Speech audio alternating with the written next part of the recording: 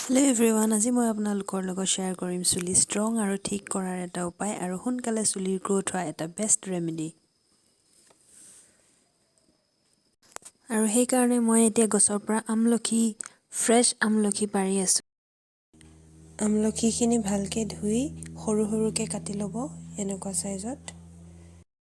আৰু এনেকৈ সৰু সৰুকৈ কাটি ল'লোঁ আমলখিখিনি। পৰিমাণটো আপোনাৰ চুলি হিচাপত দিব পাৰে। মোৰ চুলি বহুত ডাঠ আৰু দীঘল, সেইকাৰণে মই অকণমান বেছিকৈ লৈছোঁ।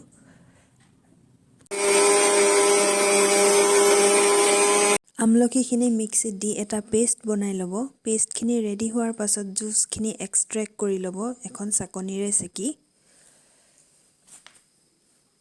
আৰু এয়া ফ্ৰেছ আমলখি জুচ ৰেডি।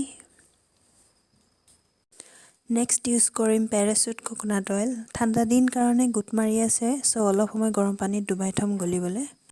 ইয়াত আছে 6 চামুচ আমলখি জুচ আৰু মই ইয়াত এড কৰিম 5 চামুচ কোকোনাট অইল। কোকোনাট অইল আপোনালোকে অলপ কমকৈও দিব পাৰে। মোক মইশ্চাৰটো অলপ বেছিকৈ লাগে, মই 5 চামুচ লৈছোঁ। কোকোনাট অইল আৰু জুচখিনি ভালকৈ মিক্স কৰি ল'ব। আৰু এতিয়া চুলিখিনি মাজত পাৰ্ট কৰি আঙুলিৰে স্কেল্পত লগাব। আপুনি কটনো ইউজ কৰিব পাৰে। মই এপ্লাই কৰিবলৈ আঙুলিৰে বেছি কমফৰ্টেবল পাওঁ, মই আঙুলিৰে কৰোঁ। আৰু যেতিয়া গোটেই স্কেল্পত লগাই হয়, দুইখন হাতেৰে 10 মিনিট সময় মাছাজ কৰিব। আমলখিত ভিটামিন চি আৰু মিনাৰেলছ থাকে, মাছাজ কৰিলে আমাৰ ব্লাড চাৰ্কুলেশ্যন বঢ়ায়, আমাৰ স্কেল্প হেল্ডি কৰে, হেয়াৰ ফল কমায় লগতে ডেণ্ড্ৰফৰ প্ৰব্লেমো কম কৰে। আৰু ৰিজাল্টত আমি পাওঁ ঘন দীঘল চুলি।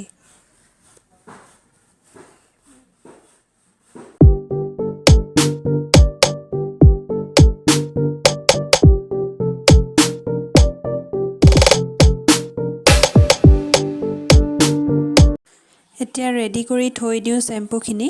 মই ইউজ কৰিম ছানচিল্কৰ থিক এণ্ড লং শ্বেম্পু। বাতি এটাত উলিয়াই ল'ম আৰু তাত এড কৰিম হানি আৰু মিক্স কৰি থ'ম for 15 মিনিটছ।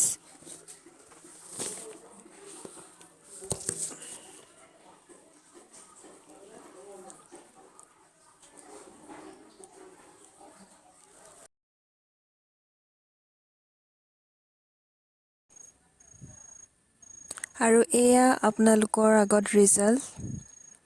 মই পাইছোঁ লং, ষ্ট্ৰং আৰু থিক হেয়াৰ।